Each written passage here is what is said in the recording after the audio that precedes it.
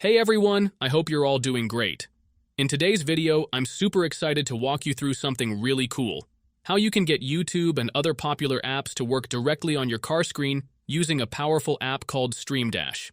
This is especially useful for those of you who have CarPlay or Android Auto and want to go beyond the usual built-in features. With Stream Dash, you'll be able to access apps like YouTube, streaming platforms, and even your favorite media players, right from your car's display. It's a great way to get more out of your infotainment system, especially for passengers or when you're parked. As you can see on my phone, I already have the Stream Dash app installed and working, and let me tell you, it's a game changer.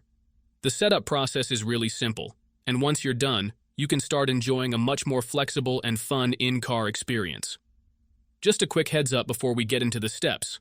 Please don't use apps like YouTube while driving. This should only be used when the car is parked or when it's safe to do so. Maybe to entertain your kids in the back seat or while waiting in the car. Safety always comes first. Alright, with that out of the way, let's jump into how you can get Stream Dash on your phone and start using it today. To get started, open your preferred internet browser on your phone. This could be Safari, Chrome, or any other browser you like.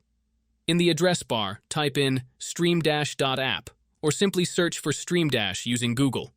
Once you're on the site, take a moment to explore. You'll find helpful information about what the app does, how it works, and how it can enhance your in-car experience. When you're ready to install the app, look for the Download Now button on the homepage and tap it. This will begin the process of downloading the app to your device. If this is your first time using the website, you'll likely be redirected to a verification page. Don't worry, this is completely normal. The instructions on the page are very clear, and there's even a short tutorial video available to guide you through it if needed.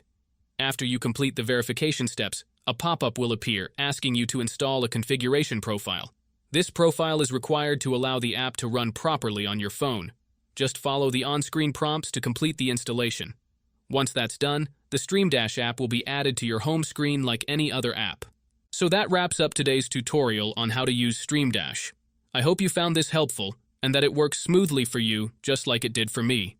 Thanks again for watching, take care, and I'll see you in the next video.